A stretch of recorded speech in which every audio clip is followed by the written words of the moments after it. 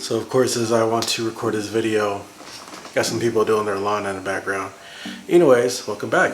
I'm alive. I'm still kicking. And I'm kind of working, but you know, taking a quick break. Before I get to this video, let me do something real quick. Alright, so the new iPhone came out, and if you can tell by the title of this video, there's something that's going on that I feel like is not being talked about. And that is the cinematic mode of the iPhone. I'm sure that after I talk about this, Apple's never going to send me an iPhone. Not like they ever will anyways. I mean, look at my subscriber count, but in the future, Apple's not going to like this. But anyways, let's kind of get into this. So the new iPhone came out. They have this new thing called the cinematic mode, where it's pretty cool. It like does this focusing thing like how actual cameras do it. I guess non-phone cameras, so you know, full frame, APS-C, I think that's what it's called. You know, cameras, what they can do. But I watched two videos on it right now. One by Peter McKinnon and the other by, who was it? Folks at CNET. And the two samples that I've seen for cinematic mode were both a little questionable, at least to me. And it's something that I've noticed that I haven't seen anybody else talk about. And that is that the bokeh seems to be like this fake bokeh. Like the bokeh that you can see from me on my camera, I'm using my Canon M50 with a Sigma 16mm at 1.4 aperture. So hopefully I'm in focus, we'll see. But you can see that, you know, my background is defocused. I get this like bokeh effect, and you can see like my hair, my little hair strands, see my face. I'm in focus. You know, it seems like all natural stuff. But if we take a look at some of these examples, like first let's take a look at Peter McKinnon's video. You can see that on the hair, I'm a kind of, I don't know what kind of editing I'm going to do to kind of show this, but if you look around the hair while watching the video, you'll see that some of his hair is in the focus and some of it is not in focus.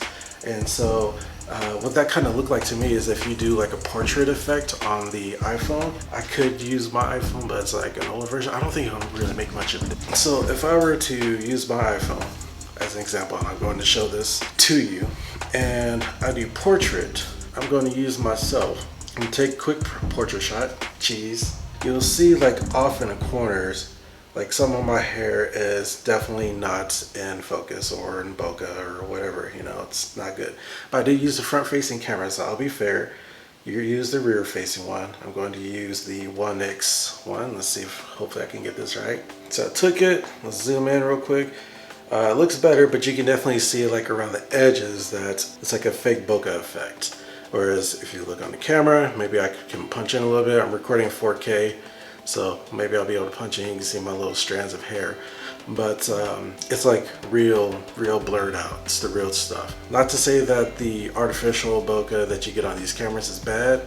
Like, it's really good, but it's not perfect. So when I'm looking at this Peter McKinnon video, I'm looking at his hair and I can see like, sometimes you can kind of see like the camera is struggling a little bit trying to keep his hair, or decide whether his hair should be bokeh out or defocus or in focus.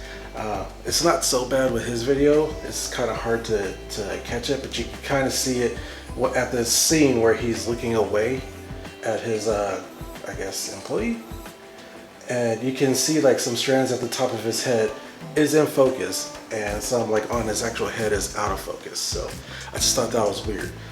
Next thing, when it comes to the CNET video, when they get to the shot of this lady in the store, I'm guessing it's like a food store or something.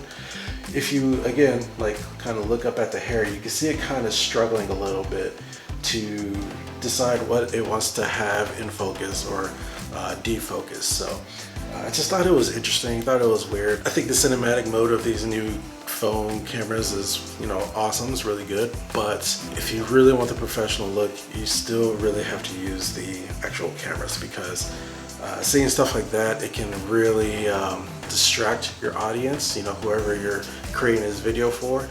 And I don't know, like I said, you just really gotta go with an actual camera. Like even with just this camera, I'm using a Canon EOS M50 with the Sigma. Altogether, the cost together would be about, I don't know, 900 bucks, $1,000 altogether, versus getting an iPhone and spending anywhere between $1,100 and $1,600 for kind of like a fake cinematic mode. Like I said, it works, it's just not as good as you like, not as good as results as you would get with like even a cheaper camera like this one. So just something I want to throw out there. Like I said, I haven't seen anybody really talk about it. The mode is awesome. I'm sorry, Apple, I know I'm never going to get a review phone from you guys or anything, but it's pretty cool. But it's definitely not something you want to do if you're trying to create a movie or some kind of project on a budget. Go with a cheaper camera like the M50, like the Mark 1 and Mark 2 with a nice lens on it. Like anything from Sigma, they're cheap and they're really good lens. And I'll have a link to like all that stuff down below if you're interested. But doing something on this, which would be cheaper than doing something on this, and you will get better results. It's hard to justify getting a new phone for cinematography if that's what you want to do. I mean, if you want to do it just to be creative and like, I don't know, do some cool videos proving that you can do stuff like that, fine. But if you're like kind of serious about it or really wanted to jump into things, get a dedicated camera.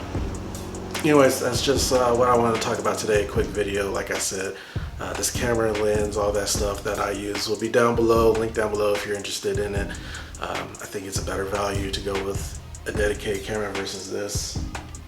Well, this isn't the 13 Pro Max, this is the 12 Pro Max, but like I said, I think it'd be better if you go with a dedicated camera than trying to use this cinematic video on the new iPhones, especially going off of these kind of sample videos that I was looking at. Anyways, catch you in the next video. Peace.